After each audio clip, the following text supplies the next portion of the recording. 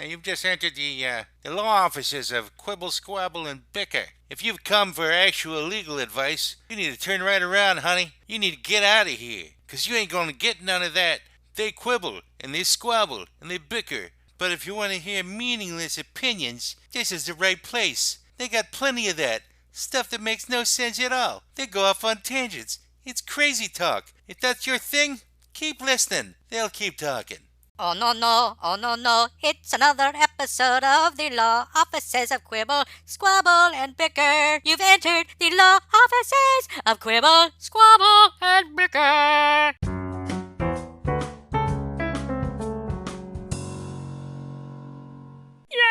Welcome back to the law offices of Quibble, Squabble, and Bicker on this February 10th, 2021. Today we have an incredibly special guest.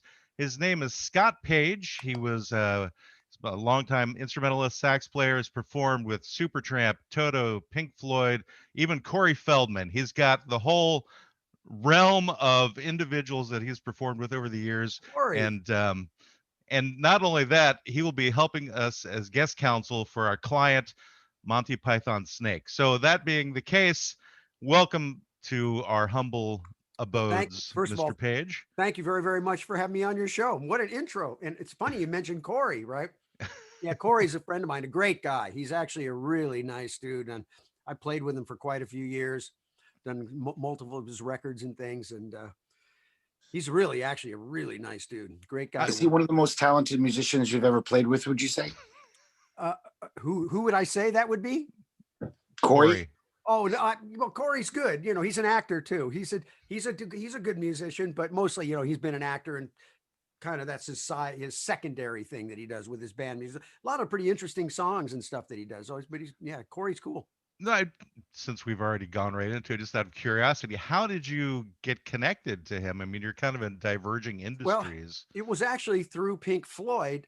We were at Universal. We were playing. We were a show in Los Angeles at Universal, and then after the show, they have there's usually the after show party, in the VIP room. But then there's the VIP. There's always the VIP room, right, which is the secondary room. So that's kind of where we were all hanging, and Corey's a big Floyd fan. And so he was there that night. We met, and then he was doing his record. Myself, John Karen, the keyboard player, we both played on his record. He invited us to play on his album and stuff. And so that's kind of how it became. I got to know him. And then I did a handful of events when we went and did I think it was, the big reunion of the Goonies. And we flew back to wherever they shot that. I don't, Washington or someplace. That's near us. The place. It was like some small town. It'd be Astoria, Oregon. Yeah. Yeah, that's where. Okay, that's where it was. Yes, and so we flew there with Dick Donner, the director, and the whole cast of the Goonies, and we did a whole thing, and then we did a live show there that day. So yeah, that was kind of I talk to Corey all the time. Wow. Mm-hmm. Well, we're amongst not only music royalty, but Hollywood royalty as well. At least, the baronets. The baronets. There you go. So, you know how ubiquitous your sax is, how many people you played with it. Just last night, me and Matt were doing karaoke on Zoom, and some guy just picked a song that he sung before, and Matt's like, oh, this is one of Scott's sax solos. Like, that's funny. Chances are you hear a song from that period. You're gonna hear your sax. It was Dogs of War from Pink Floyd. Somebody great solo, by the way. Oh, thank you very much. Yeah, that was fun. That was my first introduction really to Pink Floyd at any kind of level. Cause it's funny, before that, I studied as a musician. My background was really more in R&B and rock. And so I was a big Junior Walker and, listening to the jazz guys, Fathead Newman, Lockjaw Davis, all those guys, but didn't really pay much attention to Floyd. I didn't really know anything about it. And so it was interesting. We were doing a Supertramp record, and Dave Gilmour came in solo. It was a guest on the album. So I got to know Dave a little bit that day. And then he came to a gig that I was doing that night and hung out at the bar. Was this the Brother Where Are You Bound album? The Brother Where You Bound album, right. Okay. And then I think it was Brother Where You're Bound. I believe that was the one that he played on. I think it is. Yeah, I think it was. I forget. I did 3 albums with them. So I think that was the one. But I invited Dave down to this gig, and a week later I was doing this big event. He came to that. And then a couple of days later, I got a call. I got a call to go to play on the album. So that's where I did the Dogs of War song. And so, but it was so funny because I really didn't know anything about Pink Floyd, to be truthful, 100%. I mean, You said you're a rock guy. How could you not know about well, Pink Floyd? that's kind of more of that acid rock kind of, ethereal stuff. I was Okay. more, I was really, I would say more rock. I mean, more R&B because, saxophone players a little bit more in that space. And I was playing rock, but wasn't really into that type of music. And so when So I you went, weren't a hippie. I wasn't a hippie in that sense. So I went and played on the record. And that was cool. And I was happy. And I came back and then I told a friend of mine, I said, by the way, I played on this Pink Floyd record. And they're like, what? Oh, you played on a Floyd record? And I said, wow, yeah, cool. And then what happened is after that, a couple of days later, Dave Gilmour called me up and said, we're putting the band all back together again. Would you want to join the band? And we're going to go out and do this tour for a couple of years. Right. And I was like, well, let me think about it. Because again, I didn't really know anything about Floyd. So I ended up calling my friends up and saying, I got this call, I played on this Floyd record. Oh, cool. That's really cool. And they said, and then I got called, this guy, Dave Gilmour, called me up to kind of go do this tour with him. But I got to wait for you, dude, you got to do that. And I said, dude, I don't have any idea. I know nothing about Pink Floyd. So that night I remember going to Tower Records and buying a bunch of the records, bringing them back home, listening to that night. And then I took the gig and boy, am I glad I did. Let's put it This is that like way. 1985 or so? That was 84? 85, 86. Yeah. Someplace Okay. right in there, 85, 86. Yep. So at that point, you had never heard Dark Side of the Moon. You'd never Nope. heard Welcome Nope. to the Machine.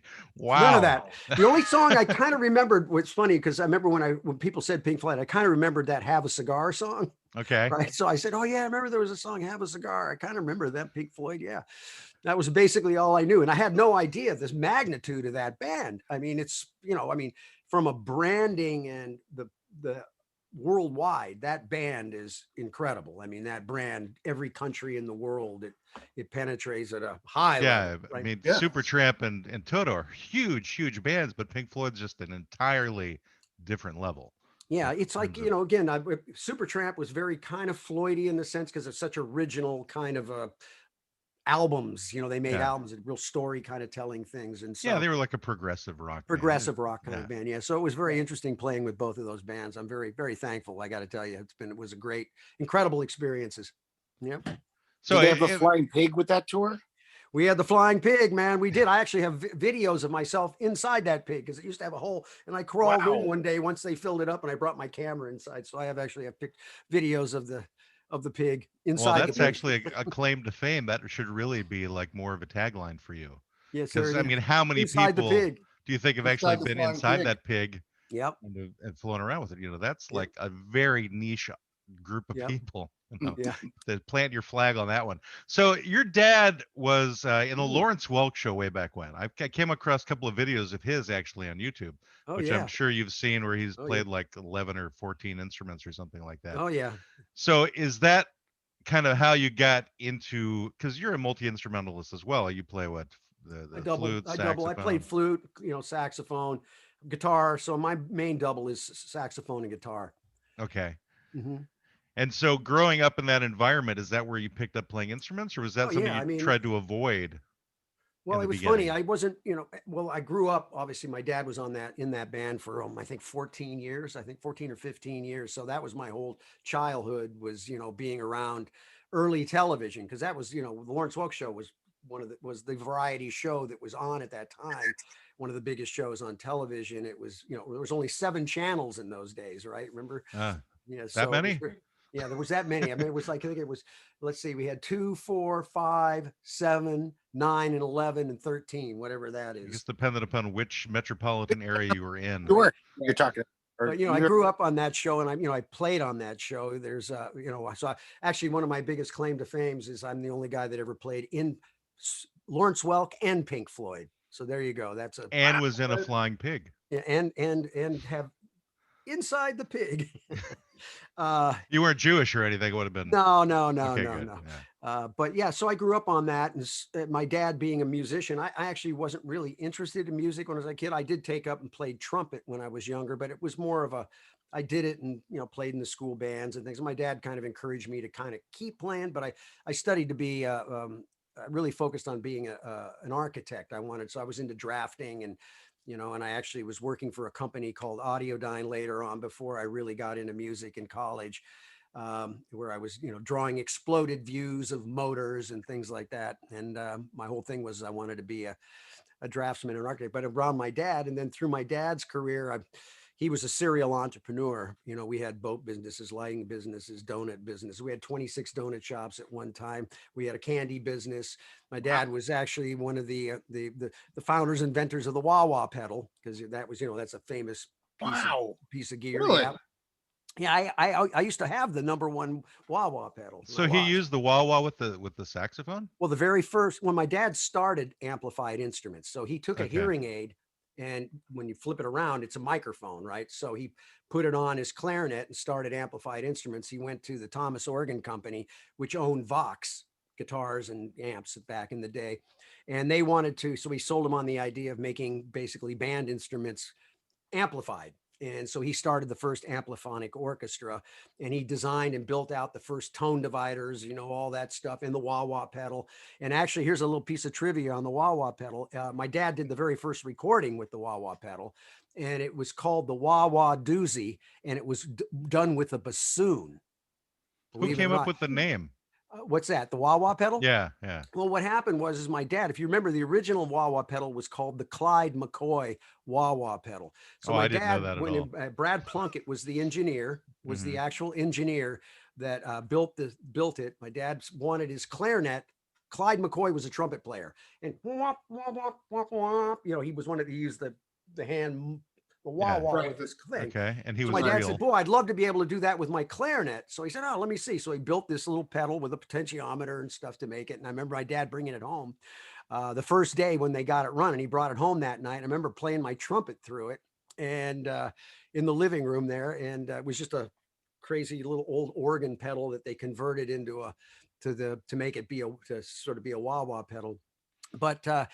Yeah, so he developed all that, and we then built. And then the other piece of trivia is that was what launched Sound City, the studio. I don't know if you're familiar with Sound City.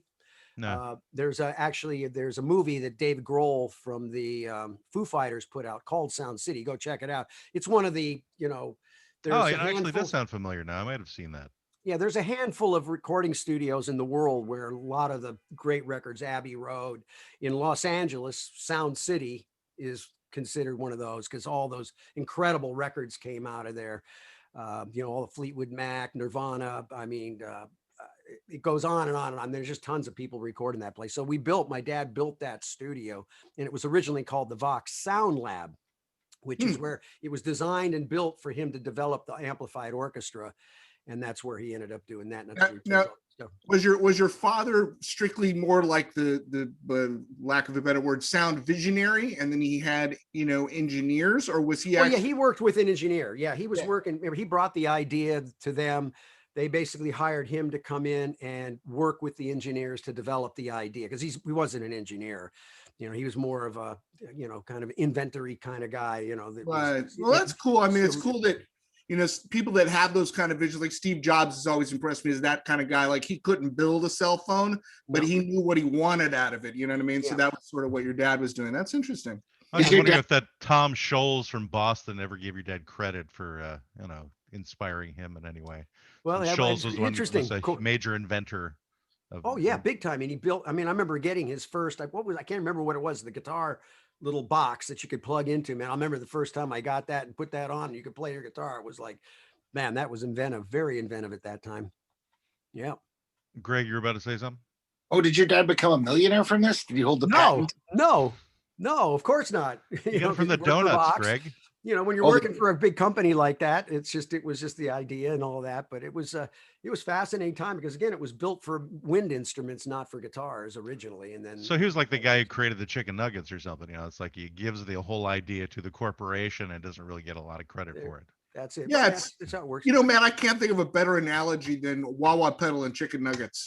Yeah, it's perfect. They look the same. I don't know how I should have. People stand on chicken nuggets all the time. They stand on wah wah pedals. It all kind of fits together. And for a little while, he had success in that field.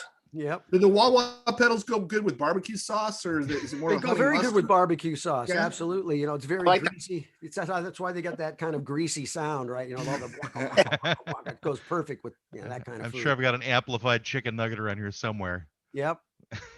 Connect that up and we'll listen to those all day long. So I'm going to switch off my headphones, just do chicken nuggets for my ears. Nuggets, man. Love those nuggets. They're so ubiquitous. They get around, those chicken nuggets. And back in the 80s, apparently you were doing sax lessons on VHS or something.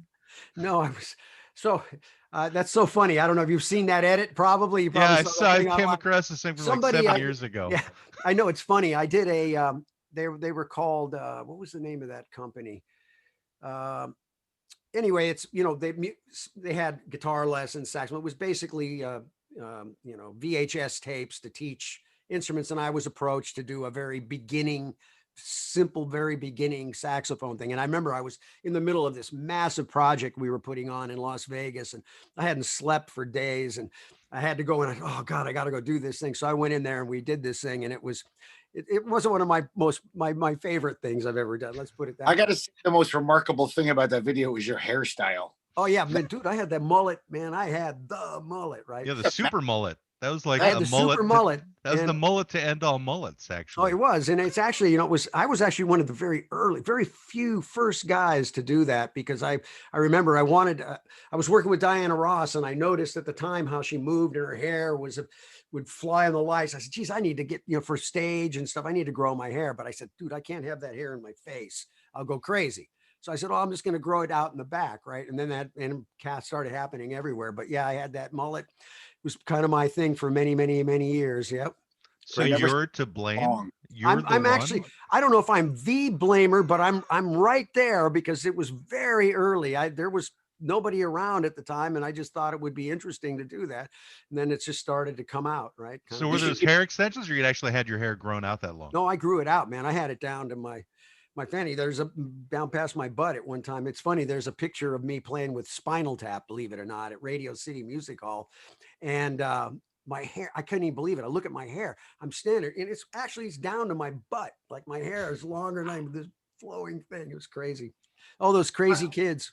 You may have not been the first mullet, but it sounds like you were the largest mullet. Oh, I had one of the most serious mullets around. Yeah, there's no question. The mullet champion. And what's interesting is people are starting to bring it back. I knew it was going to come back sometime. And bring those back in bell-bottom jeans. People are starting to do it now again. It's funny. I'm just gonna say that down here in the South of Florida, I don't think the mullet ever died. I think the mullet's been around. I think it's just now in more urban, metropolitan areas. But down here in the South, I think I've seen mullets pretty much the whole time I've lived here. Yeah. Never seem to go out of style. Nope. Yep. Their mullets are around. They're still there. So do you consider your hair to be like one of your specific trademarks? Because you've got an interesting shape going on as well right now. Oh yeah, it's basically the same haircut on top, which is out without the back, right? I just like cut it off. I'll tell you, when I cut that thing off, I was going, what was I thinking all those years? Because every time you take a shower, you go to bed, you got to braid this giant thing, and it takes hours to dry. And now it's like 2 minutes, I'm dry. I'm like, wow, this is living now. Did you ever think about doing cornrows and beads with all that hair? No, I never did any of the cornrows and beads thing. But I did in the back in the day, which is not so much. I did look like a tropical fish sometimes, though, with all this color in my hair. I had wacky hair color and stuff that I did. We'd do anything as a musician in those days, right? It was all about the show business, right? Did you ever get a problem like when your hair would get caught in the sax keys in any way? Oh yeah, I've gotten caught a couple. I remember I had my boat down in Newport, and I was going with a drill and shit. And my hair got caught in this thing and went whoop right up to my head. Right. Oh. I was thinking like more where you're on tour performing and like suddenly your it's gotten stuck. Hair. Oh yeah, sure. It's gotten stuck in the horn, and the keys get wrapped around something, it's part of the trials and tribulations of being a musician. You use your hair as like a different finger to move some of the there keys. You go. That's it. It's like where a pinky can't reach, just have the hair go down there. And I always figured when I had it long, I would say as I start to lose it, I could just wrap it around and stick it on top, One of those comb over things, right? I could just go whoop, put it on. Look like Cousin It. Just that's it. Oh yeah, believe me, I used to do that all the time. Well, we had Leland Sklar on last week, and he definitely did a Cousin It thing with his beard. He had that thing wrapped up over his front of his face and over the top of his head. No, I love Leland. Leland's a really good friend of mine, and he's awesome, man. How about his book? Did you see that book? Oh my God, his book is fantastic. I'm actually honored I'm in that book, so I'm actually very happy about that. Ah, cool. Yeah, he Nice. demanded that we flip him off at the end of our show. Of Actually, course, he's got to have number two. I mean, have you seen the book? oh Yeah. yeah, Yeah. it's So gigantic. It's It's like a gigantic. weapon. I mean, I didn't even know. Everybody, myself is in there, my sister's in there, and my dad is in there too. And I haven't been able to find my dad yet. I don't have the book. My sister has it, and we just glanced through it, and I found myself, but we weren't able to find her or my dad yet. There's so many pictures in that thing. Well, Leland will ship it right out to you. You just Oh put no, your message I on know. his website. Yeah, I love Leland, man. I love playing with him. He plays a lot of times with him in my Hang Dynasty. We have this band called the Hang Dynasty with him and Jeff Baxter from the Doobies, myself, and just different guys, either Greg Bissonette or we've had Jim Keltner playing drums, and it's kind of a fun band we've been doing for 30 years, and it's we 30 years. Wow. So this is just like a jam band. That's where he gives you yeah, your it's a spare thing. We time. just call it the Hang Dynasty, and we only really do 2-3 gigs a year kind of thing, but they're mostly big corporate gigs. We would do it for Microsoft. It's kind of an all-star. I bring the Tower of Power horns Nice. along with that band. Edgar Winter plays with the band also. Okay. So The we would cover- go out and we do these sort of pseudo all-star kind of band things for big corporate events, which is nice because they write big checks. We love them. Is Yeah, it a no, cover or is it originals? We probably play stuff because we got Jeff, we got Baxter from the Doobie Brothers and Steely Dan, so we'll do some of those, and then you got Sklar, we'll do some Phil Collins or something, and we just kind of break it in. Edgar Winters there, we'll do a few of his tunes, and then the other guys, Kenny Lewis, who is the Steve Miller from Steve Miller's band, so we'll do some Steve Miller tunes, and so it's just kind of it's covers of stuff that we've all been part of. So you've been floating around in this industry. When I say floating around, you've been integrally involved in this industry for essentially most of your life. Pretty much all my life, being around my dad, and yeah. Is there anybody that you get starstruck by? Anybody you've come across and you kind of gone, wow, I'm like there's a surreal moment that you're talking to this person? Yeah, but it's probably not anybody more. For me, it's been not so much out of the music business. Eckhart Tolle. I don't know if my whole thing is consciousness is my favorite subject. So when I saw him for the first time, I was pretty starstruck. But again, I've been very fortunate to have been around a lot of very unique, very interesting people because of the things that I've done, with the bands I played with. I think one of the most interesting things was with Supertramp, we did a Royal Command performance at the Royal Albert Hall for Lady Di and Charles. And so we Wow. got to meet them, and she was extraordinary to see in person. I mean, you'd see her in pictures and she always looked good and everything else. But when you saw her in person, she was like, she was so beautiful, and just something just incredible about her presence, was amazing. Definitely her. And then the other one, which I was really fascinated by, was when I got called to go play with Diana Ross. I went and did a small, 8-week tour with her. And she blew my mind. I mean, she was probably one of my biggest mentors, and especially that's why I grew my hair, was because of actually with her. But there was So you something didn't go about the her. Michael Jackson route and start getting like plastic No, I surgery didn't to go. look like Diana Ross? No, I Okay. didn't do all that kind Yeah, of we stuff. don't want you doing blackface, man. That would be No, I bad. didn't do Yeah. any of that. Okay, good. But she was, incredible stage person. She had things that she did. I learned so much from her. I mean, it's really funny because you wouldn't, Diana Ross here, I'm a saxophone player, but she was actually one of the people that taught me a lot about show business in the sense of performance and what she would do. And I studied her very closely and watched all her actions. Because when I walked in the first time to rehearsals, I remember I couldn't take my eyes off her for some reason. Here I'd worked with a lot of celebrities, but there was just something that was she had such a magnetism about her that was just unique to anybody that I'd seen. So she was very, very interesting. How did you initially get introduced to Diana Ross? Again, playing in those days, this was prior to Floyd and all that kind of stuff. Supertramp, actually. I got, it's all in those days, it was really word of mouth amongst the musicians. So, I knew the guitar player and they needed somebody. And so the guitar player recommended me. So it was always word of mouth recommended through through your community of musicians. And so people that would play, and then other times like Supertramp came out for me working out of, I played a club gig in Los Angeles every Sunday and Monday night. It was kind of a place, and we had this band called Just for Grins, and we'd play there, and I'd play every week. And for weeks and weeks, there'd always be this guy sitting in the back at the bar. Finally, I just went up to him and said, "Hey, dude, how you doing? What are you? Nice to meet Right. you, whatever." And it happened to be the drummer from Supertramp, Bob Siebenberg. And then years later, when I was actually out with Diana Ross, I got a call for that band, and I flew home on my to do an audition on my day off while we were in Vegas, and I got the gig, and that's kind of how that happened. So it just comes from strange places, you know. It's kind of like the heyday of the rock sax players back then, you know. It's Yeah. like more and more, especially in the '80s, saxophone was used a lot more in like rock Oh songs. yeah, I like an mean, urchin guys from like Tom Foreigner. Scott, and Tom Scott was one of my mentors and heroes, you know. So Yeah. yeah, saxophone had its time there for a while, and that's And kind of now for it's like me. nobody uses horns at all anymore, it seems. Very little. I mean, I'm doing quite a few dates these days, and I put solos and stuff on records, and but yeah, it's just kind of just a different time, right? You know, everything now is all machines, and you can fix everything and auto tune everything, and it's just, you know, it's a totally different world. I mean, I'll go in and put a solo on, I'll put a couple, I'll do a couple takes. Like, oh, that's good enough. I said, well, we have it. I said, yeah, don't worry. And they'll come back and they'll flip it, twist it, freak it, make it, and they'll just turn it into something new, right? And everybody's a Right. robot now. Oh yeah, Yeah. yeah. It's It's like the crazy. music is robot. My wife's a music teacher, and she just hates auto tuning with like a passion. And Oh she yeah, like always pointed out when she hears it on television. And oh, well, you hear these things, these live performances, and then the vocals are like perfect.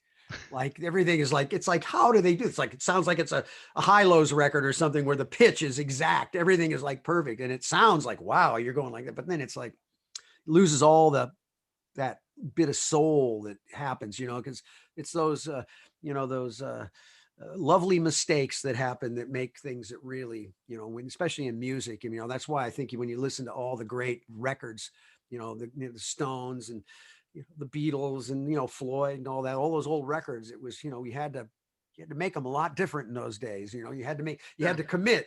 You had to make a commitment, say that's it, and then you move on. You couldn't go back and fix everything. That's why I always say that the most dangerous button on the recording console is the solo button, because then when you solo it and you actually hear what happened, you're like, oh, I got to fix that. And then you start whittling. So you go back and you start fixing it, and then you start to realize you've completely mixed out all the soul and the passion and the uniqueness of what was there, because you've made it so perfect now. So so you're saying this is like the age of soullessness in music. Like there's well, you know, everyone's dead in their eyes. well, it's there's just a lot of the pop music is that way, I Mhm. feel. Whereas, you know, I think right now I mean, YouTube, I mean, the incredible musicians that are out there. I mean, some of these kids that you're seeing, you know, 5, 6, 7 years old playing like the masters, and you're like, holy cow, how does that even happen?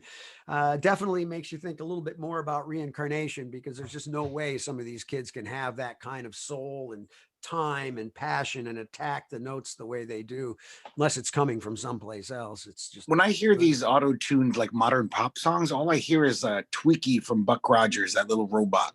It always sounds ridiculous to me. It's like, yeah, sounds terrible. I know, it's crazy. Even though they're in tune, technically they're good singers, but it sounds horrible to me. I just turn off the radio. You know, I don't even want to hear it for a second. Yeah, there's just something about a real performance. I have a feeling that the pendulum is going to swing back. I think we've pretty much reached the end of that, and I think a lot of at least some of the music that I've seen on YouTube, and like you said, I think it seems like we're kind of, you know, getting driven back to where, you know, people's raw, unmodulated voice is what you want. It's what Right. we crave now. Because while autotune is sort of what autotune has done to music, Facebook has kind of done to society, and it's just I think it's going to start to swing the other Oh my direction. God. We go into that whole thing. Have you guys seen Social Dilemma yet? Yeah. Yeah, Let's talk right. about it. Scary shit. Talk about it, man. I mean, this is crazy what's going on right now. I mean, Yeah. this is like one of the most amazing moments I've ever seen. I mean, this is, we can get into that. I mean, this is something I'm following really close, and it's a whole nother world right now. What's going on? It's pretty, yeah, I think things are going to start. There's going to be some interesting times coming up. I'll just leave it at that. I think we must be just so weird had for like me. a scab getting peeled off like for the last 4 years, like very slowly the whole time. is what's been happening. It's like more and more we've seen like what's underneath the skin of America. Big And now time. we're feeling itchy. I mean, that's one thing that's been You exposed, can get a right? cream for that, Greg. The whole system has been exposed now like we've never seen before. No Yeah. question. Oh Yeah, yeah. so many No, and it's- systems. Big time. Lots of systems, big systems that go worldwide. If you're really paying attention what's going on worldwide right now, it's pretty fascinating time. I think we're going to see, I think there's going to be an amazing awakening. That's all I can say. I just believe we're about ready to see something very special. Well, you said you're a big student of consciousness. Is this what Mhm. you were talking about before? So expound on that a little bit. What do you mean? Well, that's my favorite subject, and I always do. So now you get because I put this in every interview. I always talk about this. Go for it. So the first thing is imagine this. I mean, this is a fundamental fact. The only thing that is real is us talking right now. Everything Okay. else is an illusion. Everything, because 2 minutes ago, it's only a thought, right? 2 minutes from now, it's only a thought. So the only thing that's actually real is what we're doing it right at this specific time. And there's only one moment. It's always the same moment. There can't be two moments. I can't get up and walk over there and it's a different moment. Yeah. The moment, it's always the same moment. It deepens, right? But when you start to realize that all of our suffering and our insanity is because we identify with thoughts in our head that aren't even real. They're just thoughts, right? We do this all day long. We either put our attention in the past. Oh, this person did me wrong. I can't let go. Oh, I'm going to drive myself crazy every day because of what happened to me 10 years ago. And I can't let it go because that memory is in my head. When in reality, it's just an illusion. You can't touch it. You can't change it. You can't do anything. And then other people, they suffer because the future, they had their goals, but now their goals aren't happening the way they thought they were. Suffered. And the truth is, it's just there. So you can see people sitting here like you could be suffering right now, like just intense by just thinking about all this stuff that's crazy. But in reality, I'm sitting here drinking a glass of water, talking to you guys on the phone. So my whole thing is I see just from a planetary point of view is, what's going on right now is really not, it's really what I call the human condition, because we are now being basically manipulated in a sense. Like if you saw what's going on with Social Dilemma, the algorithms basically can use, behavioral science basically to kind of manipulate people to think and believe things that are real. We're even seeing things that are like, you can take facts, an actual hardcore fact, and put it up in front of somebody that's totally against it. And they'll just say, it's not real. So they're calling your facts an illusion. It's And it's called. like, it's all biggest because it's what's happening is the kind of the manipulation that's going on. And when you see what's happening with the all these social networks, because remember, whoever controls the media and whoever controls the algorithms wins. Right. Because you can take and move a whole lot of people in all kinds of directions. And if you want to check out a very interesting, there's a documentary called Century of the Self. Go look it up on YouTube. Fascinating. It's a documentary from the BBC, beautifully done. And it's about a guy named Edward Bernays, who probably most people don't know who is, but Edward he made Bernays, a sauce, didn't he?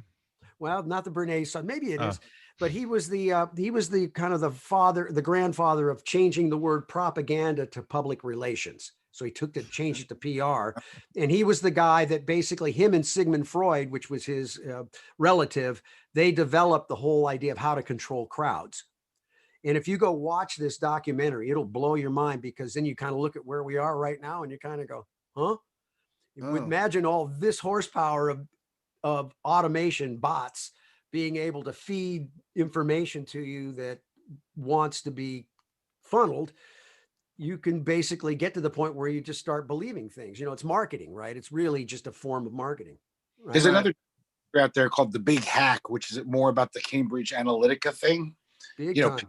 And basically those guys can pick the next president if they want to. You hired them, chances are you're going to be president. Oh, no question. I mean, it's what they can do. There's no question. I mean, Greg, how much money you got? Let's do it. Let's make it happen. You're president. You don't want to be president, brother. That's No, like, ooh, that's a tough gig right there. You don't want me to be president. That's more like it. Yeah.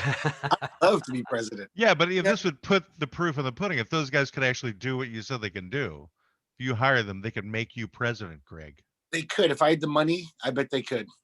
Let's find the money. Let's do it. Actually, they can't make a silk purse out of a sow's ear. They need at least like a nice ear. I'm too much ear to be a silk purse like a president. So you have to have some basic thing like, oh, this person's respectable, whatever. You got to have something, right? Yeah, Oh, well, fine. I'm actually Put thinking it's qualifiers on it then, Greg. Fine. I think do it's that a one. lot less, actually, if you see how our elections are being done right now. You're right. True. Yeah, we definitely had a sow's ear for a while there. You're right. And actually, it was a combination of silk purse and sow's ear. They basically put a silk lining within the sow's ear is what happened. And even the silk lining shitty. The what? The silk lining isn't very good either. Yeah, there you go. Yeah, kind of going back to what you were saying, Scott. I've always sort of thought that, a lot of people, if they would just look at their thoughts, that inner dialogue in their head, as really just a shitty roommate, like a crazy person that you live with that you can't get rid of. You can tell them to shut up. You can Or a tell relative. them, yeah, but however you want to describe it, but it really boils down to that, and that's the unfortunate nature of, I think, what we deal with as humans is there's this crazy person that lives in your head, and you just got to get them to shut up, or at least realize that they're crazy. Well, that's the first point. Remember, because again, if you take, so I believe there's nothing more important than that inward journey. I mean, that's really where you kind of discover who you are, what you're really about, what it is, that thing. And what you first thing that you realize as you start going through that is there's the watcher and there's the thinker, right? And that's the point is, the watcher, am I the watcher or the thinker? And most of the people are identified with thinking so much, their thoughts, that's what's driving them. The movie in their head is as real as it can be, but it's really that voice in the background that says, don't do that, do this. Because remember, your mind is incapable. It's not capable of knowing truth from falsehood, right from wrong. It's not your mind, you're thinking. And I can prove that simply. If it was true that your mind could know right from wrong, there would be no war.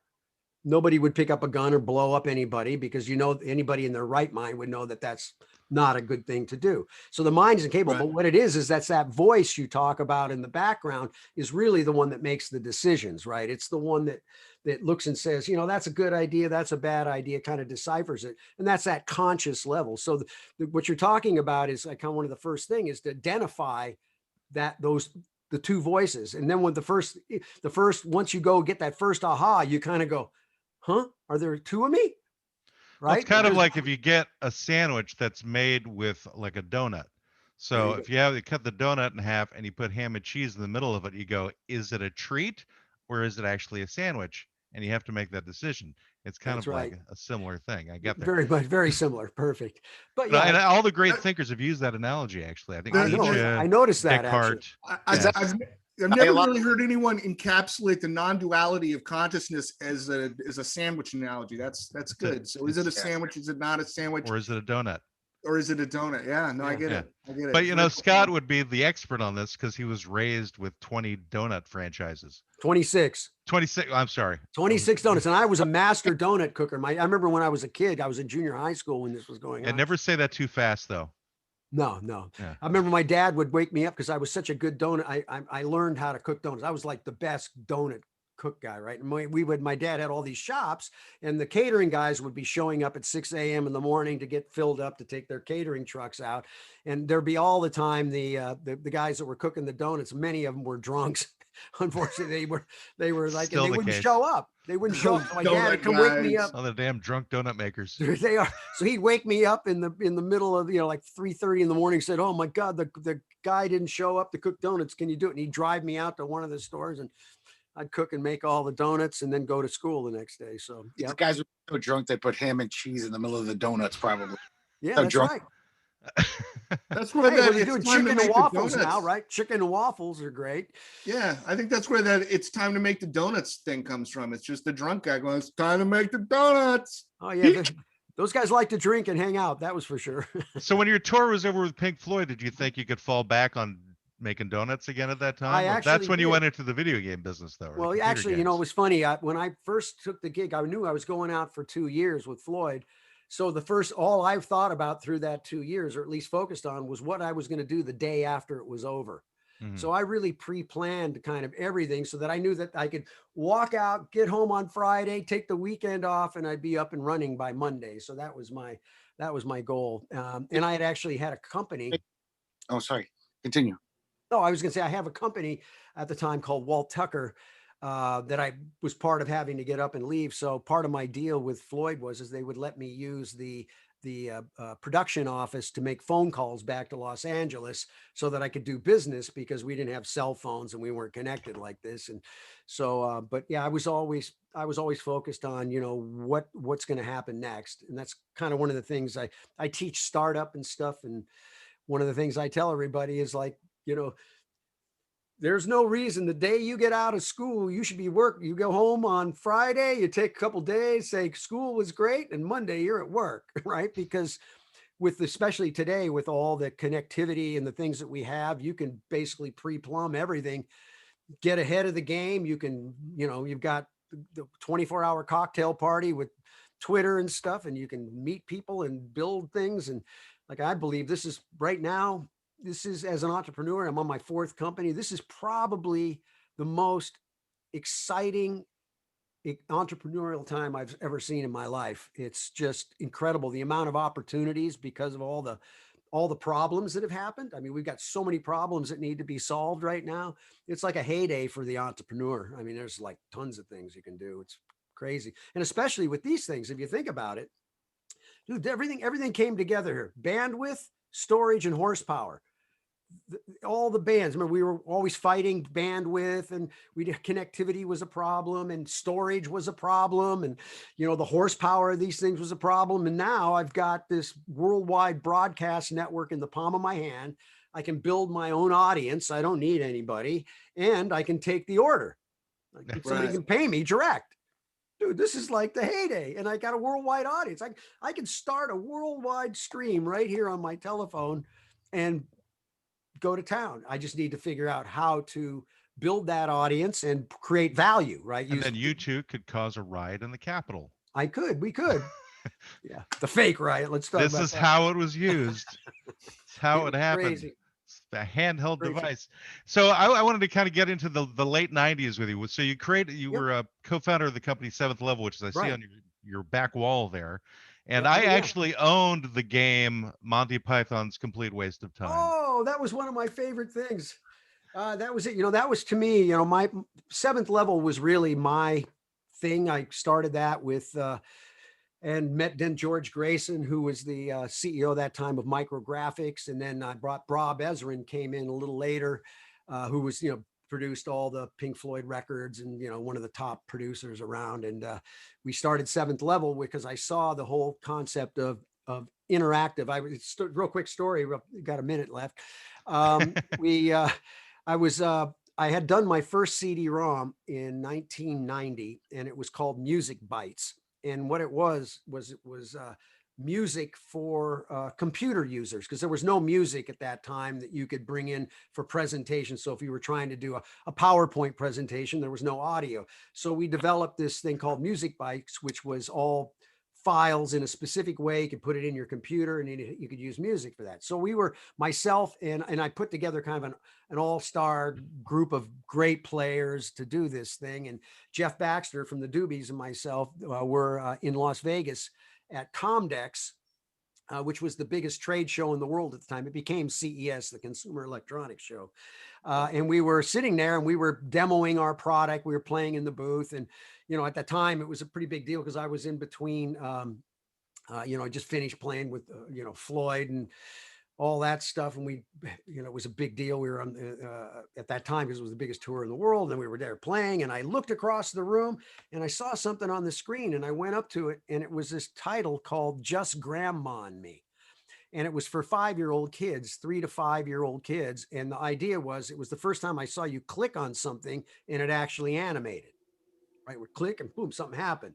And I was like, whoa, this is the future. And at that time, I had been working on developing a thing I called visual sound, where I was using zooming microphones that hooked up to MIDI-based tripod systems, so that when you zoomed into the artist, you actually hear the sound pressure less, or you bring that sound up to make it feel like you're more like you were standing there. So I was experimenting in that, and I saw the computer and I said, stereo speakers right here, this thing, interactive, saw my future.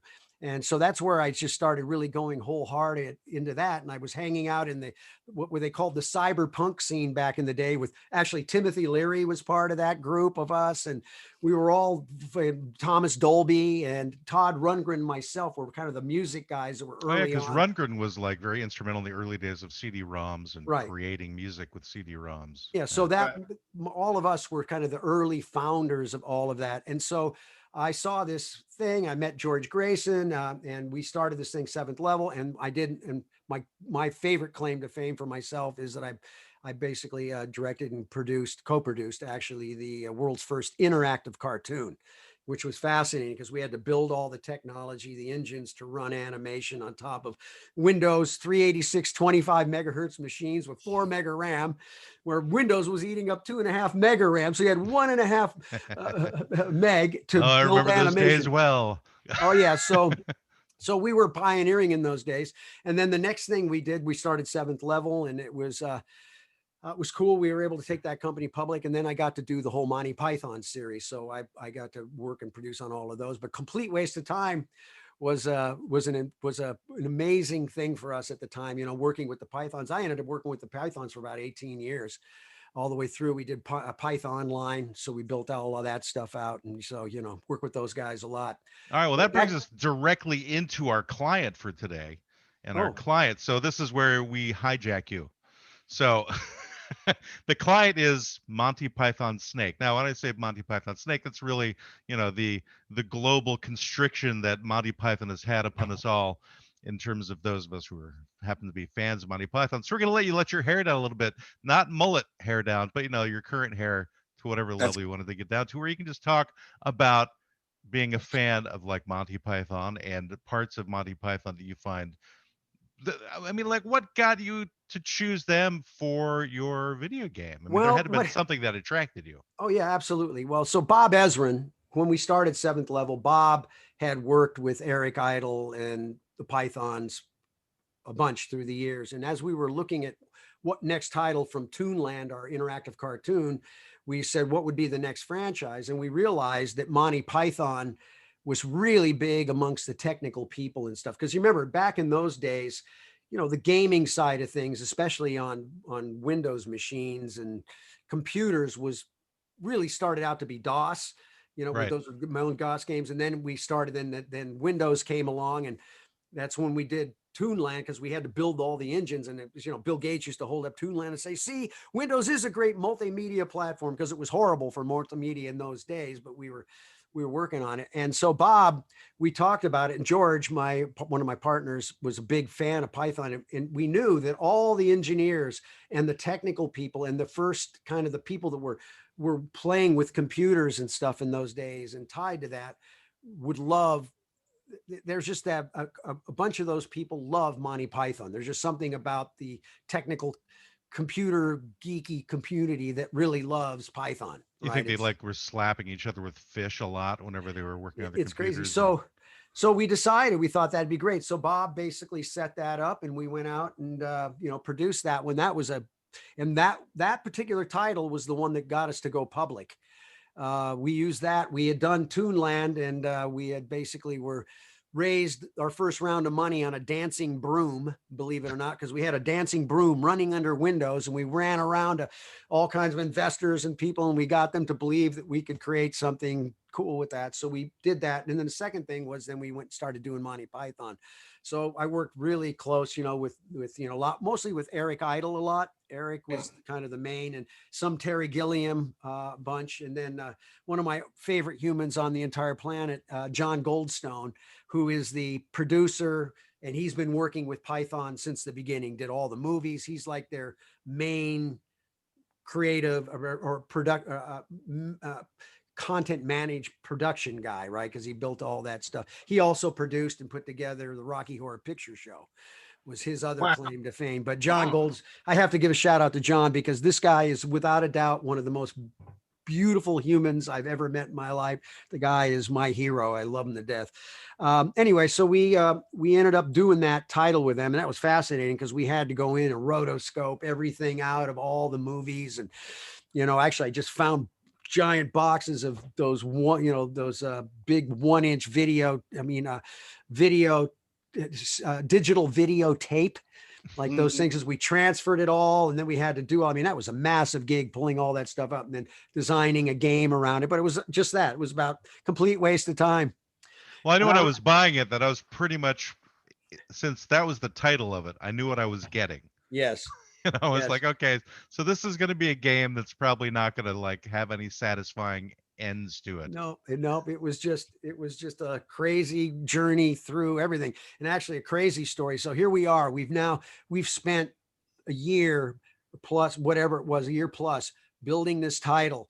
Our team, our company at that time was maybe 20 people, and it was all engineers and people, and we were outsourcing everything, and we were killing. We had to get this thing out the door because we had to to meet like the Christmas we had to meet the dates, but it was also about us going public and meeting everything because all of our financing, everything was based on that. And so we were working. I was in Texas because that's where a lot of the team was, so I'd fly back and forth and I'd be over there. And I remember one night, man, the last night we're ready to do our production master, right, finish it up, everything, and they put we get the note from the the head engineer says, okay, we're locked, can't make any more changes, because you make a change, you can break things, right?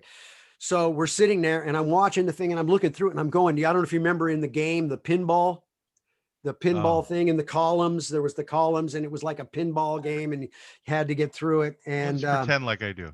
All right. So anyway, this section, so I'm going through it, finally testing, and they left the audio file out or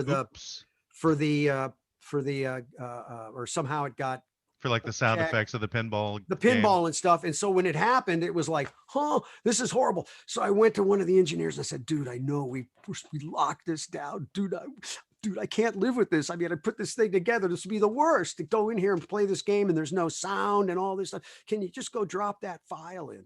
And he says, okay. So he snuck in and he dropped and put the little piece in and added it in. Broke the entire game. We're getting ready to go to this thing, and I'm serious. They went and they mastered it, and they thought they had the final master, and it was broken. Dude, I got my butt chewed out like you cannot even believe. So you're one of the founders. So who chewed you out? My other founders.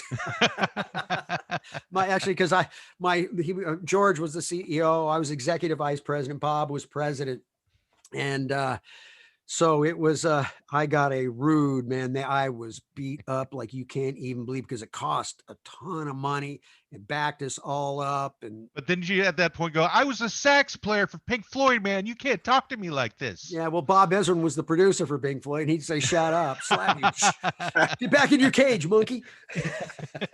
Did you ever get to play music with Neil Innes? Is that how you say his name? The Monty Python musical director? Well, I knew Neil back not so much from that period of time, but for later on when they were doing later stuff, when we were doing Python Line and building out all that kind of stuff. Yeah, I knew. Did you ever get to be like part of a sketch yourself? No, I never was a part of a sketch, though. I do have someplace, and I want to find it because when I was demoing when I did Python Line and stuff, I built this company called New Media Broadcasting, and I was demoing this product we built called Mashcast to Eric Idle, and we were here, and I swear to God, it was so funny. We kind of got into a skit back and forth, and I felt it was like my Monty Python skit. I wish I could find it because it was like I got to do this with Eric Idle, and it was just after knowing Python, we went into this whole thing, and I wish I could find it. But that's like getting a jam with Hendrix or something. Oh, I know, and it's so funny because I got all these tapes, and Eric, I'd always go up to Eric and Eric, can you just give me one? Because when you're doing interactive, you've got all these branches, right? It's not just a linear thing that you go top to bottom, because if the person goes this way, something else happens. And so there's a lot, it's very complex when you start thinking in a 3-dimensional kind of space on how the audio and which direction the person goes, what sound they get, what's going on. And so we were doing he was always, I would always call him up. I go, Eric, because I need one more thing. Eric, I need one more thing. Can you just give me one more thing?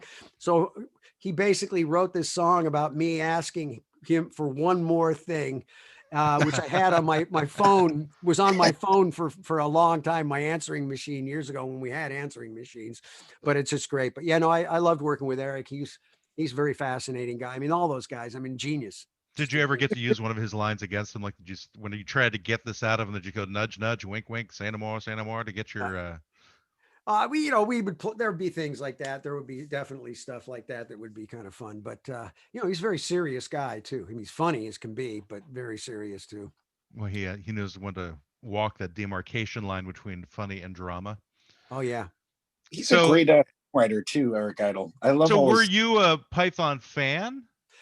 Not at the time. Okay. I wasn't really. I became one more after. I mean, I liked Monty Python. I never really, for me, English humor really was a little rough. I never really quite got it until actually I started working with him all those years. Then it made sense to me. And then, obviously became a fan after that. I gotcha. Okay. So this makes sense. You hadn't really heard of Pink Floyd. So you're basically anti-British, really. I was anti-British and I didn't mean it. I didn't mean it. I didn't like the Beatles when I was a kid either. I can't believe how stupid I was because I have like Anglophobia or something. She loves you, Pia. I'd be like, okay, no, I don't get this at all, right? I'm too smart. I'm too intellectual. I know better than that goofy music, right? Oh boy, did I look back at myself and say what an idiot I was. So you were against Pink Floyd. Well, not against it, but you just weren't aware to the point of when you wanted to become more aware. And Python was you got immersed in it. So from the pattern I can see here, it sounds like you want to be part of our podcast on a regular basis. There you go. It's like because you didn't really know about us beforehand. Nah, although we're not British, so that kind of works against us in that case. What happened? You should know better. I could talk British if you like. That'd be fine. Let's do that.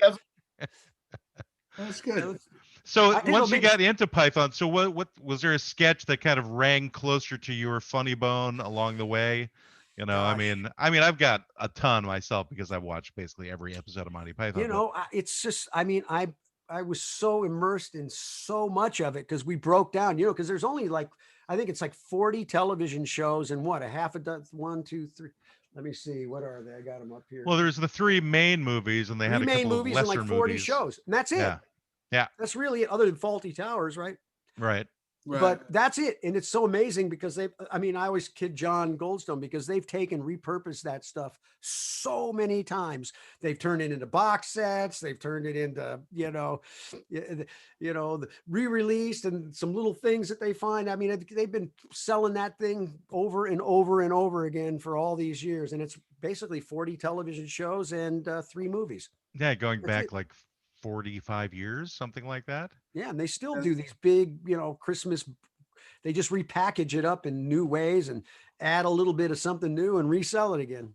So there's got to be one that sticks out for you where you went, okay, this was funny to me personally. I'm trying to think which something one that just captured your imagination in some way, whether it was the Ministry of Funny Walks or the Dead Parrot Silly Walks, sketch. Of course. Of course, Silly Walks was always great. I mean, the Dead Parrot sketch is always good. Is great. I mean, there's just so much. I mean, it's crazy. We actually, a funny thing we did. This is interesting. It was 40. It was Monty Python's 40th anniversary. So I did a big. I decided to do an event. We did we were doing a fundraiser for Feeding America, and so I created this thing called Silly Walks for Hunger. And what we did is we set up. I had was it 500 plus dancers. We rehearsed for 5 nights at Universal City Walk and in studios. And I worked with top choreography at first. And we did a Silly Walks for Hunger flash mob at Universal. And we took over the entire City Walk as far as it was. And this thing went down. It was 8 minutes. People jumped out. And it was this massive thing. But it was crazy cool because these incredible choreographers that do Michael Jackson and all that, guys named Rich and Tone, developed this whole Silly Walks dance thing that was fantastic. And we did that to Walk This Way. You're right. We did that song. Oh, yeah. And then we had, actually Michael Jackson record. We were doing it to, Get up, whatever that one of the Michael Jackson tune. And just that I think day that's what it was before, called. yeah, I can't remember. That day, just before we do it, they said we couldn't use the song, and we were like, oh. You So bastards. luckily, Rich and Tone, we'd rehearsed everybody. They had been working with Madonna a lot, and so they went to Madonna, and Madonna gave us a song with Justin Timberlake. They did a duet, and we took that song, and luckily the tempo was pretty much the same, and they danced to that, and we were able to make it happen that night. But Did you yeah, play I'm Walking by Fats Domino? I didn't, but I love Fats Domino. Me I too. love Fats Domino, man. He's one of the greats, you know. Sam Cooke is another one of my all-time faves, you know. Yeah. Actually, Those speaking guys. of Fats Jackie Domino, Wilson. not meaning to go off on too much of a tangent, my wife is actually, like I said, a music teacher, and she was trying to find the perfect Fats Domino song to teach the elementary school kids. I had mentioned Blueberry Hill, but is there Sure. one that you think would be Oh, as appropriate, being like the big fan of Fats Domino that you are? well, I You am a might know of fan, a but I better don't, one. I don't really think of songs as much like this particular Fats Domino song. I just Uh-huh. like Fats Domino for all the stuff that he did, right? Got it. I can't think of the songs. You know, I'm first of all, I'm horrible with titles. And I mean, I can't remember names of songs or, you know, it's funny, even though people go like, you know, I played with Seals and Croft, and if I had to go play those songs now, I couldn't play them again. I wouldn't even have a clue. I played them for years and I could not remember any of it. My brain doesn't work that way. I'm pretty ADD. I kind of Well, move on. I let the it sounds like passions you're more kind of of a go boom. big picture guy, right? So it's like I'm a big picture guy. whether you're more gestalt, you're a gestaltist, I suppose, would be a better. Yeah, well, you know, I've learned through the years that, you know, again, being in the business space, that, you know, one of the big questions you have to ask yourself, and I always ask this of every entrepreneur that I'm out when I work with them and stuff. I say, well, are you a starter or a finisher? Right? Because there's some people who It's are like great. asking, are you a fluffer or are you? Well, I mean, a starter, like me, my job is I'm the killer starter. I'm as good a starter as anybody on the planet. I mean, because I get the idea, I get the stuff, I can go out and get it rolling, but I need the finisher to be able to hand it off and say, okay, I got this rolling, but now you got to go help make this happen, because I'm not going to sit there on spreadsheets. I'm not going to sit there and lay out all that stuff. That's not my thing. So yeah, I'm starter or finisher. It's very important. Yeah. So what's the?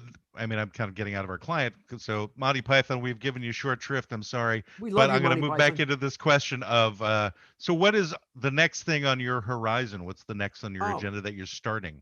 well, so what's happened is I have a company called Think Experience, and it's an immersive entertainment company, because I saw that, you know, you can't make money you can't sell music anymore. There's no place to sell music. You can't, Yeah. you know, you got streaming services, but that business model is horrible for most musicians. You know, it's basically you know, 1 million streams will pay you someplace between $4,000 and $5,000.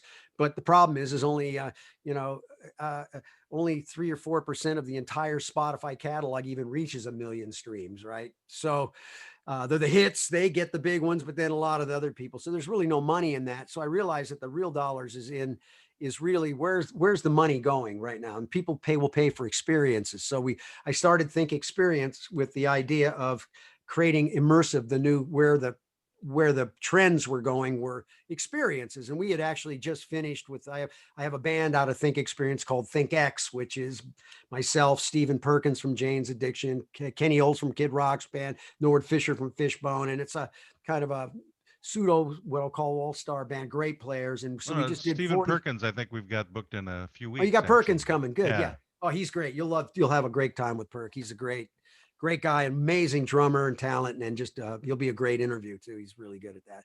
Well, tell So him you said that. we just did. Yeah, please. I want to make sure he keeps playing drums with me. Right. We'll say Scott Page said you're a horrible human being and said never to talk to him again. Actually, he's amazing. I mean, he's one of my favorite drummers now. I mean, he's so musical and plays different than anybody I've ever played with. Actually, he's a very interesting player.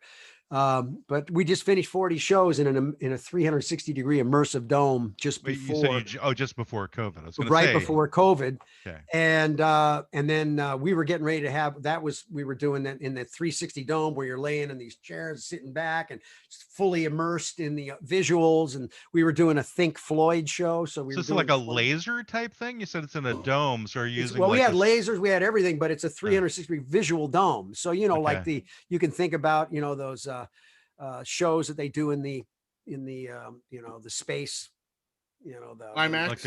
observatories and whatever. observatories where, Yeah, but yeah. you're 360 degrees. So this here is, it's almost like a shared VR experience, because when you look up, you don't see anything, but you're inside that thing. So it was So it's cool. like a VR planetarium. It's like a planetarium kind of a Yeah. show, but we're doing live Floyd in this cool thing. And we sold out 40 shows. It was incredible. And we were going to then getting ready for the new year. And we were going ready to do Jazz Fest this year in New Orleans. We were going back to Europe, Budapest. We had this whole thing ready to rock and roll. We were putting in, partnered up with a company out of Montreal to do a big show. We partnered and we were putting up a 1,600 seat immersive dome in Long Beach at the Queen Mary, the most advanced immersive theater in the world. We had it up here at the in Pasadena for a couple months. And so we were getting ready to do that and everything fell through. So when that happened, I got up in the morning. I said, well, back to my whole thing. The only thing's Muriel here is me here drinking my glass of water, and I'm sitting here and everything stopped. But then I went, you know what? Always inside of chaos, there's incredible opportunity. So I started to really take a look at where's it going to go now? Because you could see what was happening. And we obviously were seeing that this type of real-time two-way is the game right now. That's where the exciting part is, I believe. And so I started putting together an idea, and I partnered up with a couple other guys, a big time marketing guy and another guy that comes out of AR, VR and technology. And we started developing, and we're getting ready to launch sort of what I would call an interactive broadcast experience business, where think of it this way. It's a combination of a live show, but it's going to be probably for a while, we're not going to have thousands of people in spaces, but more of a premium space, smaller audience. And then it goes to live streaming, but it's really working on the aspects of the two-way aspect. It's not just the one-way stream, it's the back channel. So it's how do I bring fan in stream? I can bring fans into our show through using this technology. And then the third thing is delivery service, because I can't hand you something through the screen, but I could deliver you something. So an example is we could have done our show today. And if I was doing the show and my sponsor, I might have had my sponsor ship you the beverage or whatever it is. And then we can kind of share it in a space. So I started thinking about, well, that to me is kind of the new frontier. Obviously like Wonka Vision. Yeah. It's like yeah. I mean, people want experiences. Yeah. We can now interact in real time globally, like we never could before. And we have all this new other technologies, the way to produce shows, and the cost has come down dramatically so that anybody can kind of get in the game. So we're launching Livin, that's LIVN.live, Livin.live, which is this new concept around those three things: a premium live, high-end kind of VIP experience live show.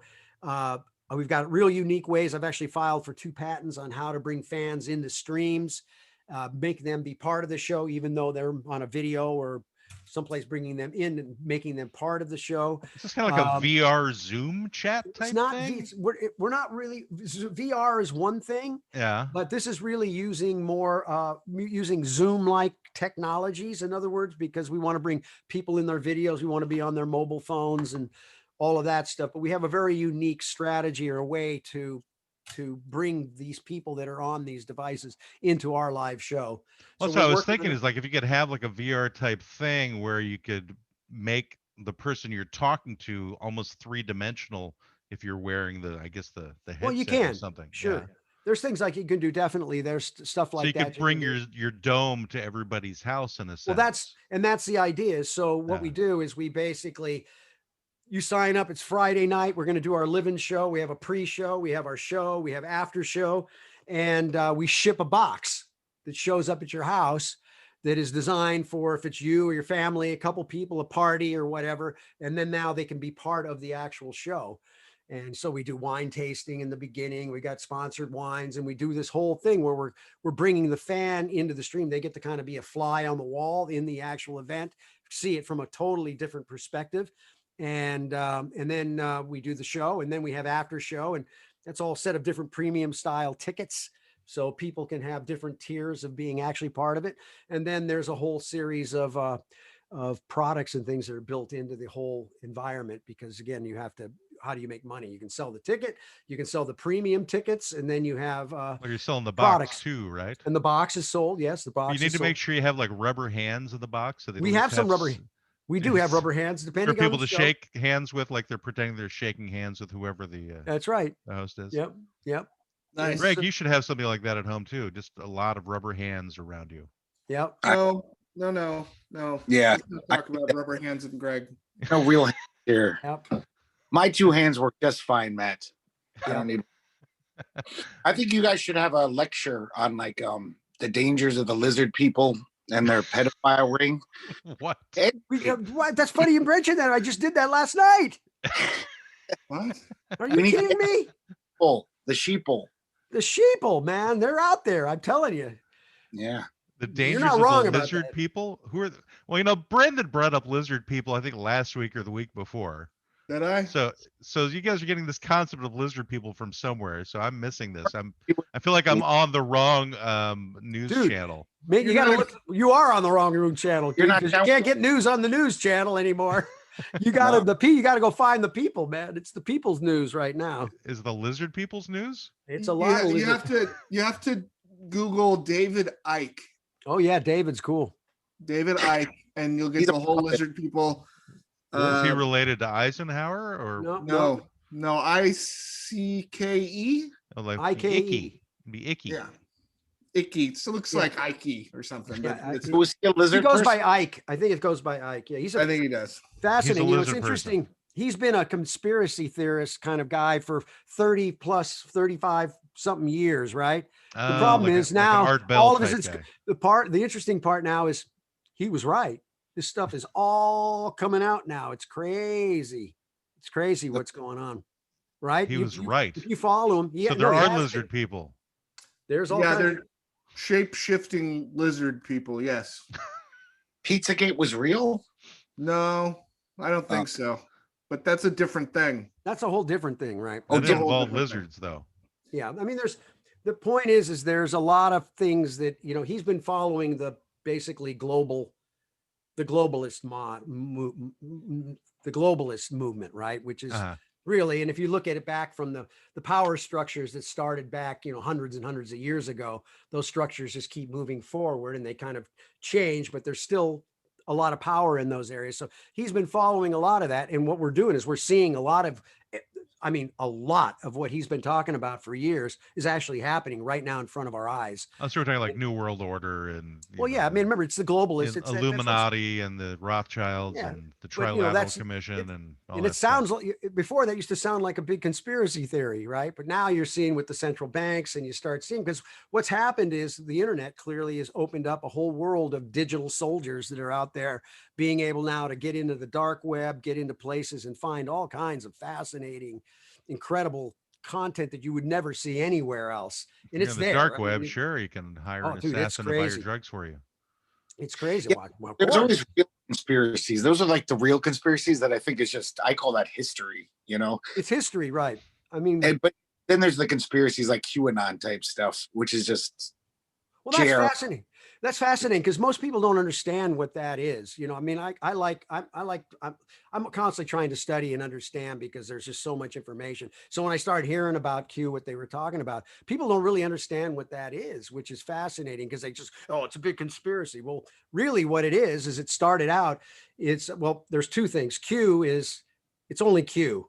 The Anons or the Anonymous are a different thing. And I just read a book on this to try to learn trying to understand it, because I hear everybody, because when they say, it's a conspiracy theory, the first thing I think is, I'm not sure it's a conspiracy theory, because if these people are all telling me it's a conspiracy, there must be a reason for that, right? It all came from the character from Star Trek, Q, right? Yeah. Well, Like Q is in the whole idea of Q is it's one of the highest levels of the intelligence inside of our government, right? Q is who that is. It's a And then the- designation of top secret clearance. Top secret clearance and stuff. And then the Anons, which is anonymous, stands for anonymous, is really just the people, the digital people. And the whole movement of the whole Anon thing is to basically expose crimes against humanity. Right. That's the It was big part. spreading the word of Q, which was satanic, cannibalistic pedophiles or something. Well, no, that's not what Q is. Q is what they're doing is they're pointing to all this information that's you can start looking at, and it kind of makes you think, right? You're kind of like, oh, that makes no sense. Well, that makes no sense. And you just keep going back and forth. You start whittling, but you start to see that there's actually, it's fascinating because, the whole idea is Q is feeding information, the anonymous, the digital army.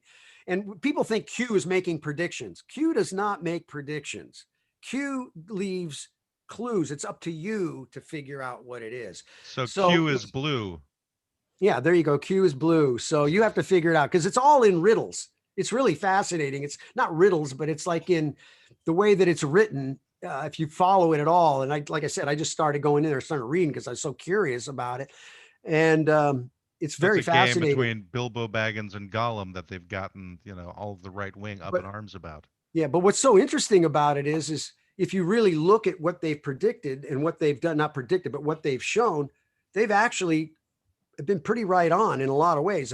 I mean, they were a big part of what got the Epstein, grabbed that whole Epstein thing that went down, came out of that community because of doing the work that they do of just research. It's just like an army of researchers out there finding everything they can. Sure, there's people that are goofy and they'll get in there and say certain stuff, but there's a lot of information. They support Trump teams, and he was a friend of Epstein and was kind of had some allegations of underage sex. Like, you'd think they'd hate Trump if they're like brought down Epstein.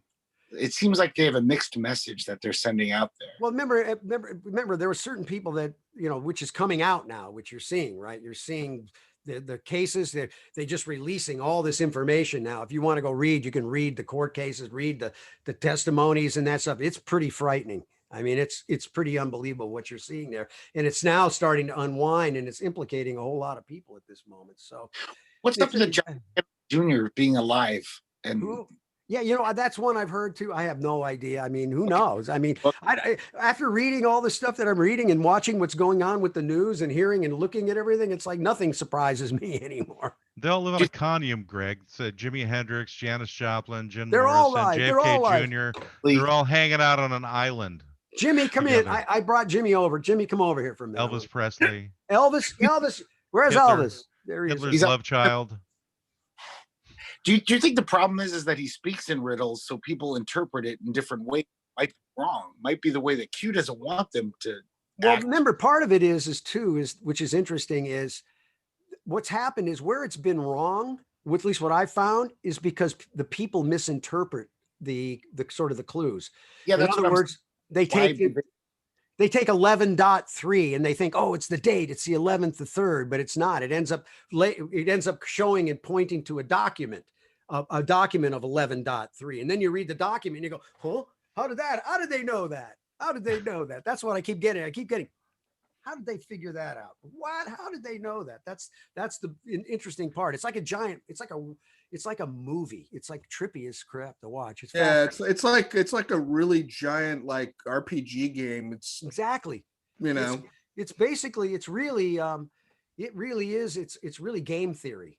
The whole thing is like game theory. It's trippy. It's fascinating. And so essentially, like Monty Python's Complete Waste of Time. Exactly. That's what it is as well. It really is. It's like game theory. It's like sucked everybody into it, kind of like, what our podcast is about, essentially. We're just a big waste of that. We really appreciate you coming on, Scott. It's been great talking with you. That was fun. That was a fun conversation, guys. I really enjoyed it. I'm still stunned that people like you are willing to talk to us and our 3 listeners and have this conversation. And if you have any openings later on for 3 guys who really are doing who knows what else in the near future. Actually, Brendan is the only real person in this podcast. The others, the 2 of us on the other side are illusions. But that's it. I don't know, man. You could be doing a little wag the dog on me right now. I don't know. Maybe these guys, right? It's funny going watching that movie now after everything we've been seeing. Go watch Wag the Dog in primary colors and put them together, and maybe a little Dr. Strangelove, and you'll be in good shape. Yeah, it's crazy. It is fascinating to watch human behavior, though. I'll tell you. As I've said many times, everyone's crazy, and that's where it all lies. Everyone's crazy. Hallelujah. That's my theory of consciousness. Anyway, thank you again, Scott. All right, guys. Totally thank appreciate you very much. it. That was a fun conversation. We'll be glad if you have something new happening in the future, we'd be happy to have you on again if you want to put up with us. And sure. We'll do it again. I don't mind. I love it. Yeah, and Eileen, you know how to get a hold of Eileen. She'll connect us up. Oh yeah, she's great. She says, do this. I just go. I'm doing. I'm happy because I'm meeting all kinds of cool new people. Yeah, Yeah. that's true. Hey, you That's can what's help cool us about end it. this by saying thanks, Maria.